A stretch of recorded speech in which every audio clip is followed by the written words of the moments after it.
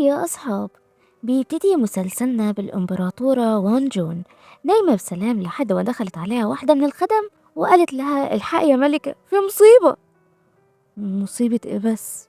المطبخ بطلوا يعملوا بط مشوي؟ بط وفراخ ايه يا ملكة؟ الإمبراطور شين رجع من السفر ومعاه حتة مزة، إنما ايه فورتيكا. الإمبراطورة سمعت الجملة دي من هنا ونطت من مكانها من هنا، بتسأل هما فين وبيعملوا ايه والبنت اللي معاها حلوة قد ايه. أكيد مستغربين ايه الست الهبلة اللي ما بتغيرش على جوزها دي، فتعالوا نكمل ونعرف حكايتها. ودخول جبار خلى العقل طار من الإمبراطور العظيم تانشين اللي دخل بكاريزما وهدوء مشتاق لمراته الجميلة بقاله شهر غايب عنها، وكان بيعد الأيام والساعات علشان يرجع ويترمي في حضنها. لقى منها الصد والنفور، استغرب برودها معاه وفضل يسأل نفسه هي وانجو ما عادتش بتحبيني ولا ايه. الإمبراطورة خدت نانسي للجناح بتاعها ورحبت بيها، والبنت مستغربة أكيد الإمبراطورة هتخلص عليها دلوقتي حالا ولا حطلها سم في الأكل. بس بالعكس خالص، وان جون كانت لطيفة جدا معاها. فنانسي سألتها هو انتي مش زعلانة ان جوزك جايب معاه واحدة البيت؟ لا يا روحي، وهزعل ليه؟ فنانسي استغربت اكتر وقالت لها يبقى اكيد انتي ما بتحبيش الامبراطور. لا طبعا بحبه حب ملوش حدود. فنانسي جابت لها من الاخر وقالت لها بص يا ستي، انا جايه من المستقبل في مهمه 6 شهور، لازم اوقع الامبراطور في حبي واسرق منك منصبك. وانجل قالت لها بس كده؟ ده سهل جدا وانا هساعدك. اي امبراطورة ده؟ حد يفرط بالفتاك الساحر ابو شعر حريري اللي على الخدود بيهفف ويطير؟ نانسي قالت لها طب ولما انتي بتحبيه بتساعديني ليه؟ وان جون حكت لها انها تعبانة وفاضل لها 6 شهور وتودع الحياة، ومش عايزة شين يتقهر ويزعل على فراقها ويحس بالوحدة من بعدها. هي عايزة تشوفه مبسوط وسعيد حتى لو مع واحدة غيرها. خدتها بره القصر علشان تحكي لها عن شين من أول ما كان صغير لحد ما كبر علشان تفهمه وتعرف تدخله من ثغراته. وبدأت تحكي لها من وقت ما كان عندهم 5 سنين، وقتها التعليم كان للولاد بس، وهي كانت بنت شقية جدا بتطلع على السطح علشان تسمع الدروس علشان تبقى امبراطورة قد الدنيا. وشين كان بيسيب دروسه ويفضل جنبها علشان ما تقعش او يجرى لها حاجة. ولما سألته انت عايز تطلع ايه لما تكبر؟ قال لها عايز اطلع جوز الامبراطورة. ومن كتر ما هو كان بيكره المذاكرة، الامبراطورة الام كانت بتعاقبه كل يوم وبتحبسه من غير اكل او شرب علشان يذاكر ويتعلم. ووان جون كانت بتروح له وتديله اكل من وراهم. فقال لها انتي الوحيدة اللي بتحس بيا، خلينا نهرب من هنا. بس وان جون رفضت وقالت له انا مش عايزه بهدله وقرف، عايز تمشي امشي لوحدك. فنانسي قالت لها اكيد الامبراطور فضل يوعدك انه هيجيب لك نجمه من السماء وفي الاخر ما قدرش حتى يجيب لك بلحه من على النخله، مش كده؟ عشان كده انت بتكرهيه. فوان جون قالت لها ما حصلش، انا بعد ما رفضته شين اتغير تماما وبقى دحيح ومجتهد جدا. ولما امه سالته ايه اللي غير حالك كده، قال لها أنا بكره المذاكرة بس لازم أتعب علشان أخلي وان جون إمبراطورة وأطلب إيديها للجواز. نانسي قالت لها يا سلام على الرومانسية، يا سلام. بس الرجالة أول ما بيتجوزوا بيتغيروا، أكيد شفتي منه الويل وسواد الليل. وان جون ابتسمت وحكت لها عن شجرة النبأ اللي هو النبق بالعراقي، شجرة النبأ اللي شين زرعها يوم فرحهم وهو عنده 20 سنة. الأول كان منشف دماغه وقال لها مش زرع حاجة، شجرة النبأ فاله وحش ومش هزرعه أبدا، لو ما زرعتش أنا هجيب حد غيرك يزرعها على فكرة. قال لها ماشي ولف راسه ونام. ولما شافها زعلت حاول يصلحها بطريقته الخاصة، وفي اليوم التاني فتحت شباكها لقته بيزرع الشجرة وهو أفخم ثمرة كأنه تفاح أحمر أمريكاني. المهم وان جون قربت منه، هو أنت بتزرع الشجرة اللي قلتلك عليها؟ فاتوتر وحاول ينكر ويقول لها لأ، أنا بزرع شجرة رمان. بس بعد سنين الشجرة كبرت وطرحت النبأ اللي هي بتحبه، بقت شجرة حبنا وغطى عيون البوبي علشان ما يشوفش الحاجات القليلة الأدب دي. نانسي كانت مستمتعة بالقصة ولا حواديت ألف ليلة وليلة، وقالت لها يا سلام، ده أنا من كتر المحن حاسة إن حبكم شبه الفطير المشلتت اللي مليان عسل. وان جون اتحمست على سيرة العسل، فكرتها بحاجة مهمة جدا، فخدت نانسي للمطبخ علشان تعلمها طريقة عمل الحلويات المفضلة للإمبراطور شين. فنانسي قالت لها بقى بذمتك يا ملكة، جلالة الملك المهاب اللي الكل بيترعش منه بيحب الحلويات الرخيصة المسكرة دي؟ وفي الناحية التانية الإمبراطور عنده اجتماع مهم مع الوزراء، قاعدين يحكوله عن أحوال البلد واللي بيحصل في المدن المجاورة، بس هو دماغه مشغولة وملامحه مكشرة، بيفكر في مراته اللي مطنشاه وبتعامله ببرود. قال للمساعد بتاعه أكيد أنا عملت حاجة غلط زعلتها مني، أنا هروح أصلحها، وساب لهم الاجتماع باللي فيه لأن وان جون أهم من أي حاجة. ونرجع للمطبخ تاني، الإمبراطورة واقفة بتعمل الحلويات وافتكرت أول مرة عملت فيها حلويات، اتلخبطت بين السكر والملح. فشين سألها ايه اللي خلاكي تعملي حلويات فجأة كده؟ اصل انا شفت ستات القصر كلهم بيعملوا حلويات، حلوياتهم بتجنن الصراحة، وانا ما بعرفش حتى اعمل بيضة مسلوقة، حاسة اني فاشلة في دور الامبراطورة ده. فمسكها بكل لطافة ووشها بقى شبه الكحكة بتاعة العيد. مين اللي قالك كده؟ مين اللي قال ان الحلويات لازم تبقى مدورة ومسكرة؟ لو عايزة الحلويات تبقى مالحة من النهاردة كل الحلويات اللي في البلد هتبقى مالحة. وبعدين انا مش بحب الامبراطورة، أنا بحب وانجون نفسها، الإنسانة الطبيعية، وبحبها زي ما هي. وخد الحلويات من إيديها وأكلها بكل حب، وحلف إنه مش هياكل أي حلويات غير من إيديها. سقف معاييري هيقع على دماغي من كتر ما هو بقى عالي بسببك يا ملك. المهم شين كان واقف بره المطبخ تحت المطر بيقول في سره أكيد هي حست إن معاملتها معايا وحشة وبتعملي حلويات علشان تصالحني. قرب منها وقال لها انتي ازاي تخرجي من جناحك بدون اذني؟ فعزمت عليه بالحلويات اللي عملتها، وقبل ما ياكلها قالت له ان نانسي هي اللي عملتها له، فرفض ياكل اي حاجة من ايديها، هو بيحب ياكل من ايدين مراته بس. فضل باصص لها بصدمة، معقولة هي اتغيرت معاه للدرجة دي؟ قالت له طب بما ان جلالتك معجب بيها لازم نحدد مقام نانسي في القصر. فبصلها بحدة، والامبراطورة شايفة مقامها يبقى ايه في القصر؟ هي ملهاش ظهر، فأنا هخليها أختي في الرضاعة وتبقى وزيرة في القصر. شين وافق ونظرته لحد ما اتغيرتش، هو لسه متضايق منها. قال لها ماشي يا ستي يا ام قلب ابيض يا اللي بتحب الجميع، وسابها ومشي. نانسي قالت لها الملك ما دقش حتة صغيرة من الحلويات اللي أنا عملتها، واضح إنه بيحبك جدا وما بياكلش حاجة غير من إيديكي. وان جون بصت بحزن وقلبها بيتعصر. في الأول حبه بيخليني سعيدة، بس دلوقتي حبه بيخليني تعيسة. أنا مش عايزاه يتوجع ويشوف اللي بيحبها وهي بتموت قدام عينه. نانسي قالت لها يعني طلعت أنا الكوبري في الحكاية دي، وأنا اللي كنت فاكرة نفسي صاروخ والإمبراطور داخ من جمالي علشان كده خدوني معاه؟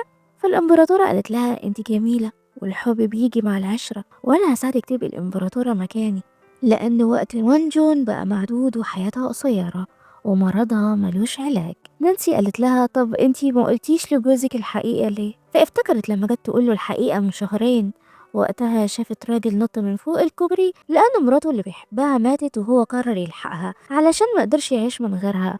فوقتها خافت ان مصير شين يبقى زي الراجل ده، وخبت عنه الحقيقة. وعلشان تتأكد سألته هو انت بجد مصدق ان في حد ممكن يموت نفسه علشان اللي بيحبه مات؟ ايوه طبعا مصدق. وحاول يقرب منها فترعبت لما تخيلت ان شين ممكن يكون مكان الراجل ده، يعني افرض لو انا اللي مت قبلك. قرب منها وحاصرها بقوة، هلحقك طبعا لان انا ماليش حياة في الدنيا دي من بعدك. فعلشان كده هي سكتت وخبت مرضها عنه. نانسي كانت منهارة من العياط، ازاي يعني حب عظيم زي ده يتحول لكره؟ كله بسببك يا ملكة، اللي خلاكي تتجوزي الامبراطور الرومانسي ده، طلع صعب حد يقرب منه من بعدك. طب تعالي يا ستي وانا اعلمك، والمرة دي لازم تتعلمي صح علشان توصلي لقلبه، لازم توصلي لمعدته الاول لان قلب الراجل معدته. ودخلوا المطبخ تاني تعلمها الاكل والحلويات اللي شين بيحبها. ونانسي كانت مبسوطة معاها وحاسة انها جزء من حكاية رومانسية حزينة. الامبراطورة اللي بتحب جوزها اكتر من اي حاجة في الحياة قررت تبقى عدوته علشان يكرهها وينساها وتحمي قلبه من الحزن والضياع. معرفش ده في شرع مين، بس منه لله المخرج.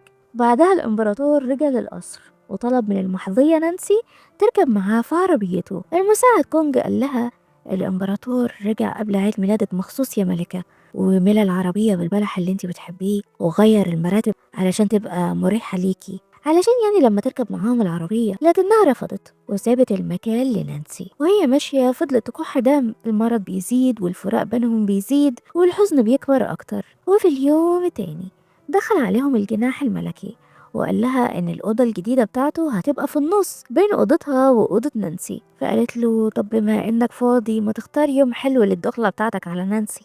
فالإمبراطور اتوتر وحاول يهرب. ومين قال إني فاضي؟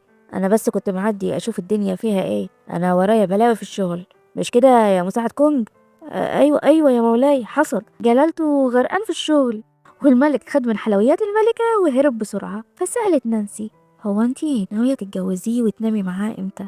انام معاه ايه يا ملكة؟ انا غرضي اوقعه بس واخد فلوس. الامبراطور مش الطيب بتاعي في الرجالة، انا بحب الراجل الرياضي الاسمراني. نجيب لك مايكل جوردن يعني ولا ايه؟ وفجأة واحدة من الخدم دخلت تصوت وقطعت كلامهم.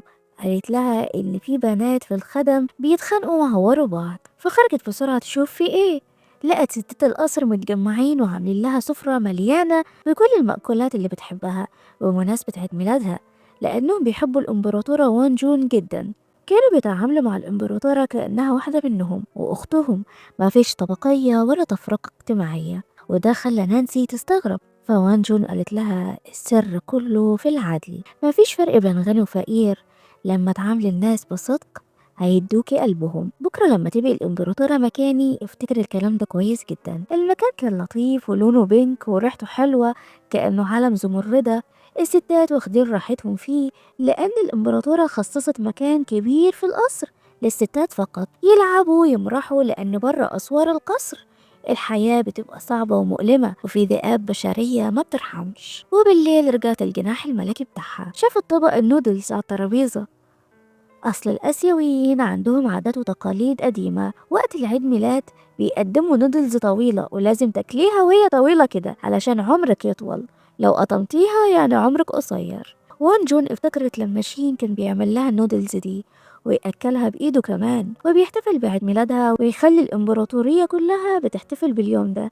وفجأة الإمبراطور دخل عليها الجناح الملكي علشان يقول لها كل سنة وانتي طيبة. لقاها رفضت تاكل النودلز اللي هو عملها لها بإيده بحجة إنها شبعانة وكلت مع البنات كتير. فقال لها يعني أنا قاعد مستني بقالي ساعتين وعاملها بإيدي وانتي بتدلعي عليا؟ انتي عارفة أنا تعبت فيها قد إيه؟ بصت على صوابعه المتعورة وقالت في سرها أيوة عارفة، وعارفة إنك بتصحى بدري وتنام متأخر وعندك شغل كتير، وتعبت وانت بتحضر لي النودلز دي، وعارفة إنك اتلسعت في صوابعك وانت بتعملها، وعارفة إنك جيت ماشي من آخر القصر علشان تشوفني. أنا عارفة إنك بتموت فيا يا ياشين بس غصب عني. يعني عارفة كل ده وسايباه يتعذب بحجة إنك بتحميه؟ يعني. فعيطت وهو فكر إنها زعلت منه علشان اتعصب عليها. خلاص مش مهم تاكلي، بس وعديني السنة الجاية تاكليها كلها من ايديا انا. بس قوليلي انتي مخبية عني حاجة؟ انتي ما بقيتيش تحبيني يا وان جون؟ قرب منها واداها قبلة رقيقة تحنن قلبها عليه، لكن هي دموعها ما وقفتش. قال لها انا اسف اني زعقت، بس انا مش فاهم انتي اتغيرتي ليه؟ مش قلنا هناكل النودلز دي سوا كل سنة مع بعض؟ الامبراطورة بتعيط في سرها. انا خايفة، خايفة لما اموت ما تقدرش تكرهني، تفضل تلوم في نفسك العمر كله. قال لها انتي بقالك كتير ما نمتيش في حضني، انا مش عارف انام من غيرك، خليني هنا النهارده تمام؟ فاستسلمت لحبه وحنيته وسابت نفسها محبوسة في أحضانه لآخر مرة. يمكن دي النهاية. وبالليل قامت موجوعة وكحت دم، فأمرت الخدم يبعتوا نانسي تنام جنب الملك بحجة إنه بيشخر بصوت عالي وهي مش عارفة تنام منه. ولما خرجت تاخد علاجها شوية وجوزها دخل عليها زي الطور الهايج متعصب وعينه بتطلع نار وشرار لأنه شاف واحدة تانية نايمة جنبه غيرها. فقالت له معلش أصل أنا اتعودت أنام لوحدي وبقلق لما حد ينام جنبي. فبصلها بحزن وتعب. بلاش لف ودوران، انتي زهقتي مني، قرفتي من تانكشين صح؟ بقالي كام يوم بحاول أصالحك وأدلعك بكل الطرق وانتي بتصديني. ركع قدامها وكمل بحزن. تعبتي نفسك قوي في التمثيل يا سيادة الإمبراطورة، بقالنا 10 سنين متجوزين، والنهاردة بس سألت نفسي هل كان غلط إني طلبت إيدك من الأول؟ حاولوا يطردوه بره أوضتها، وهو حاول يلمسها، وفي اللحظة دي الباروكة بتاعتها وقعت وكشفت قوة المرض اللي سرق حياتها وصحتها وخلاها تخسر كل حاجة حتى شعرها. والإمبراطور شاف المنظر ده وقلبه اتكسر وفضل واقف بره يزعق: ليه دايما بتبعتيني لستات تانية؟ هو انتي ايه، قلبك ده ما بيحسش، ما بيتوجعش، ما بيغيرش عليا؟ لا وحياتك يا أحمريكا، قلبها بيموت بالبطيء كل يوم. والملكة كانت منهارة عياط ووجع بتشكي نانسي عن أحوالها: أنا شكلي بقى وحش خلاص، من غير شعر ومن غير روح. وحش ايه يا ملكة؟ ده انتي أجمل ست شفتها في حياتي من ساعة ما جيت من المستقبل. وان جون ابتسمت لها بلطف: انتي بتضحكي ليه دلوقتي؟ أنا خايفة يجي اليوم اللي تلبسي فيه التاج وأنا مش موجودة أشوفك يا نانسي. فنانسي عيطت أكتر على حال الملكة اللي بقى يصعب على الكافر، والملك حالته بقت صعبة أكتر، هو كمان بقى صعبان عليه نفسه، وحبهم اللي ضاع وما بقاش عارف هي الملكة بتكرهه ولا بتحبه ولا ايه اللي بيحصل. وفي اليوم التاني الملكة خدت نانسي مدرسة الأبطال، فاستغربت: انتي ليه مسمياها كده وهي للبنات؟ فقالت لها: وليه البنات ما يبقوش أبطال؟ البنات دول كانوا أيتام ومرميين في الشارع علشان أهاليهم فقراء، وكانوا فاكرين إن البنت عبء عليهم وملهاش لازمة غير الجواز والخدمة. أنا قررت أحارب علشانهم، علشان ياخدوا حقهم في التعليم والحياة، ويبقوا وزيرات وقاضيات وإمبراطورات كمان. عايزة أعرفهم إن اللي الراجل يقدر يعمله الست تقدر تعمله أحسن كمان. فنانسي حكت لها إنه في المستقبل اللي هي جاية منه عقلية المجتمع ما اتغيرتش، والناس لسه شايفة الست كائن ضعيف ما يقدرش يعمل حاجة غير الخدمة وشغل المطبخ، ويستغلوا الست أبشع استغلال. فقالت لها: علشان كده لازم نجيب حقوق البنات دي. حلمي إن المدرسة تبقى في كل شبر في البلد. أنا خلصت تلت المشوار والباقي عليكي انتي يا إمبراطورة المستقبل. فندهت على البنوتات وودعتهم وقالت لهم: أنا مش عايزاكم تبقوا خدامين عند حد، أنا عايزاكم تبقوا أسياد نفسكم وتعرفوا تفتحوا بيوتكم بدماغكم وعلمكم. وفي اللحظة دي شين كان واقف وشايف اللي بيحصل ومتضايق طبعا. ولما رجع للقصر بتاعه الوزراء حاولوا يقنعوه يقفلوا مدرسة البنات علشان المدرسة دي ضد العادات والتقاليد، لكنه رفض طبعا وقرر يبني بدل المدرسة 3، وده عصب الوزراء بتوعه واحتجوا ضده، لأن الإمبراطور بتاعهم بيسمع كلام الست مراته، يعني شورتها. شين قام بكل قوة وقال لهم: هو انتوا فاكرين اني هفضل في الامبراطورية دي لو خسرت وانجون؟ يعني بالبلدي كده هو مش مهتم بالامبراطورية ولا بالمناصب، هو خد المنصب ده علشان وانجون كان نفسها تبقى امبراطورة، وبنعرف ان الملك عارف انها مريضة. فاكرين لما باتت عنده؟ الباروكة بتاعتها وقعت وقتها وهو شافها ونهار من العياط والحزن كمان. ومش بس كده، ده شافها لما طردته من الأوضة لما الباروكة بتاعتها وقعت، وفهم إنها بتتعامل معاه ببرود وبتعمل كل ده بسبب مرضها، وهو مش عايز يقولها إنه عارف لا تتعب أكتر. اختار يمثل إنه مش فاهم حاجة علشان يديها سلام نفسي في أيامها الأخيرة. هما الاتنين مخبيين على بعض وعايشين في صراع مع الوحدة والوجع، منهم لله تعبونا معاهم. وبالليل الإمبراطورة كانت نايمة وحاسة بوجع قوي زي كل يوم، ومفيش حد جنبها يحتوي تعبها وخوفها. وفجأة سمعت صوت خبطة قوية جدا، خرجت تشوف مصدر الصوت، لقته الملك نايم في الأوضة الجانبية بتاعة الخدم. فاتعصبت: يعني القصر ده كله بأوضه وسرايره مش مالي عينك، جاي تنام هنا على الكنبة دي؟ فكونج قرب منها وقال لها: الدكاترة قالوا إنك تعبانة يا جلالة الملكة ومحتاجة راحة، والملك كان هيموت عليكي وخايف يدخل يقلقك أو يضايقك، فبقاله 7 أيام نايم على الكنبة الناشفة دي علشان يفضل جنبك ويطمن عليكي. فزعقت لهم أكتر لأنه فضل نايم في الأوضة الباردة دي والكنبة الناشفة اللي وجعت ظهره. خدت الدواء بتاعه بكل هدوء، والمساعد قال لها إنه شين كان بيزورها كل يوم بالليل، فافتكرت إنها شافته، لكن فكرته مجرد حلم لأنه وحشها. طلع بجد هو جيب علشان يشوفها ويطمن عليها. قدمت له الدواء علشان ظهره، بس هو كان مقموص وزعلان في ديت الراجل القفوش. كانت هتمشي لأنه ملهاش حيل تطبطب وتدلع، فأخد الدواء من إيديها بسرعة وشربه كله. قال لها أنا سهرت بسببك 7 أيام، يبقى تصالحيني 7 مرات. بصت له بحدة. خلاص 5 مرات. لقاها لسه بتبصله ومش موافقة. طيب 3 مرات ونص ومش هتنازل أكتر من كده. فابتسمت. ماشي يا سيدي، عايزني أصالحك ازاي؟ قرب منها وإداها قبلة رقيقة وقال لها يلا ارجعي أوضتك بقى قبل ما تتعدي مني وتاخدي برد وما تقدريش تصالحيني تاني. وبعدها أهلها جم يزوروها وعرفوا إنها تعبانة، بس مش التعب اللي احنا عارفينه، هم مفكرين إنها واخدة دور برد صعب جدا.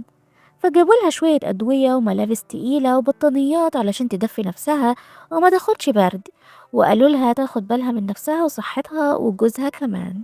وهي يا روحي بتحاول تبتسم بهدوء وتداري مرضها وخوفها، واعتبرت اللحظة دي لحظة وداع، لأنه احتمال ما تقدرش تشوف أهلها مرة تانية. لاحظت إن نانسي مش موجودة حواليها، فسألت عنها الخدم.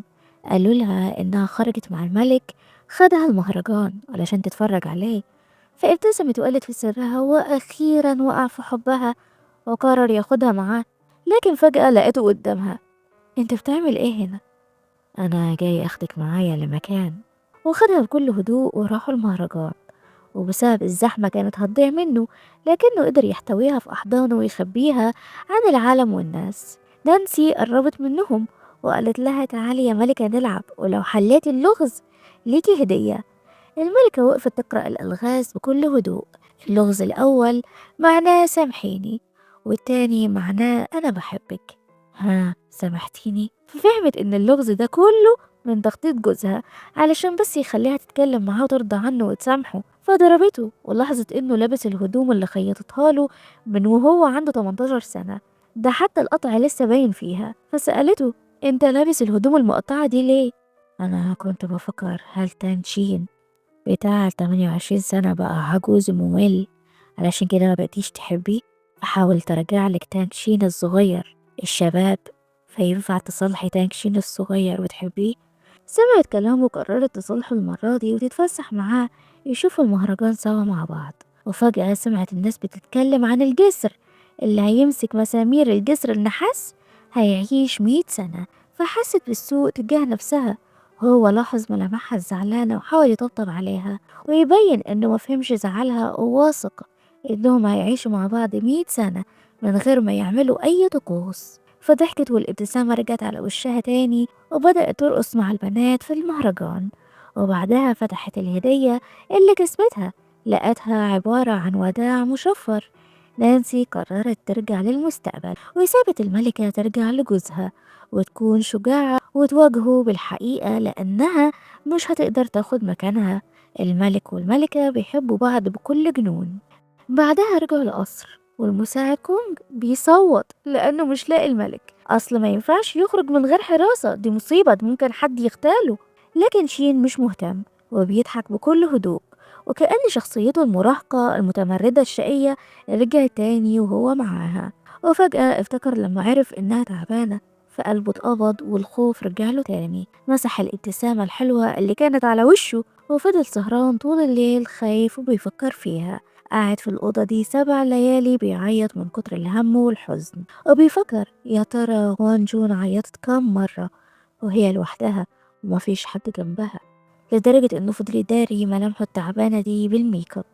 وفجأة المساعد كونج جه يصوت وبيقول إن الملكة في خطر. فشين طار للجناح بتاعها بسرعة، لقاها واقفة وزي الفل وسط الأوضة وما فيهاش أي حاجة.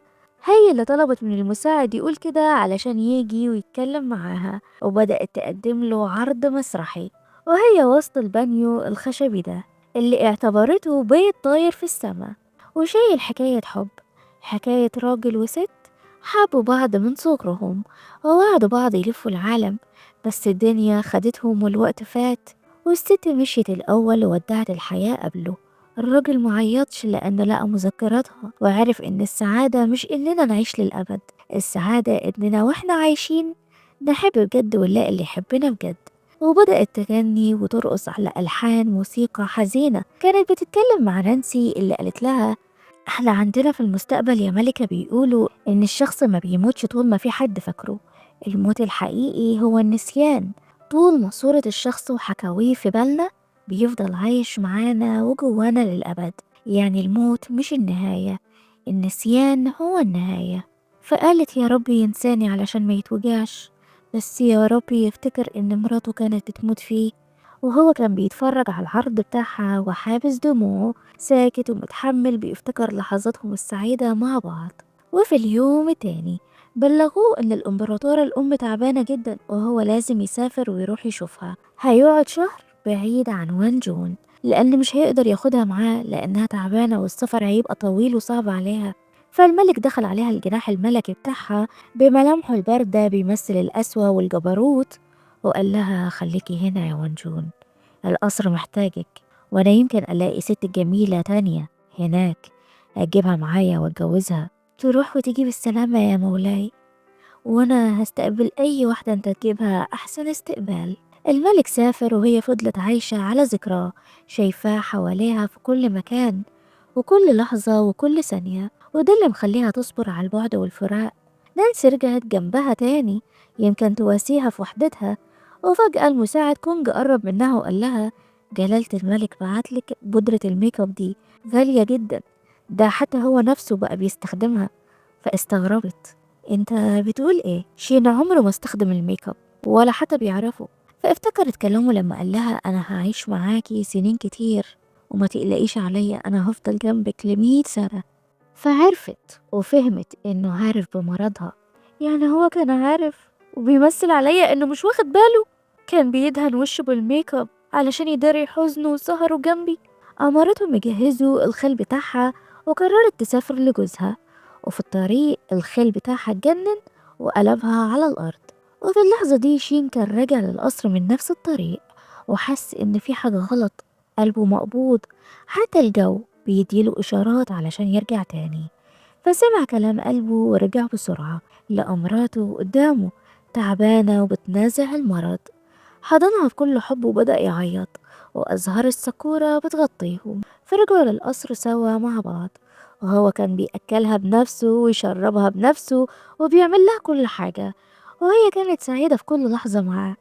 بعدها كانوا قاعدين سوا ودخل عليهم عيال صغيرة حلوين، هزروا وضحكوا معاهم، ولما مشيوا قالت له لولا المرض كان زماني خلفتلك عيال حلوين يملوا علينا البيت. فابتسم وقال لها يمكن عيالنا سبقونا لحياة تانية، عالم مختلف مليان حب. وفي اليوم التاني أهل القرية جم يسلموا عليها، وهوان جون بدأت تتأمل الست الكبيرة وقالت له كان نفسي أشوفك وانت كبير في السن.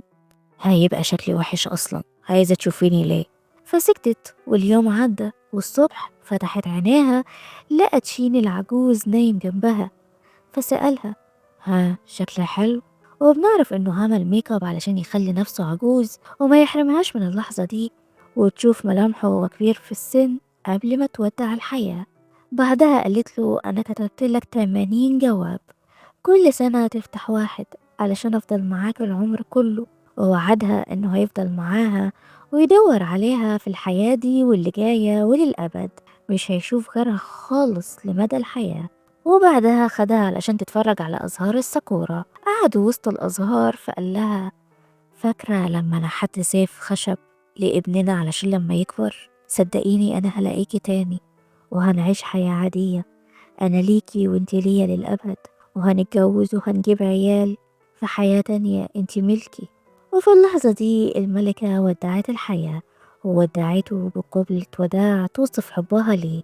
روحها سافرت وودعت كل اللي بتحبهم، لكن شين ما قدرش يكمل حياته من غيرها.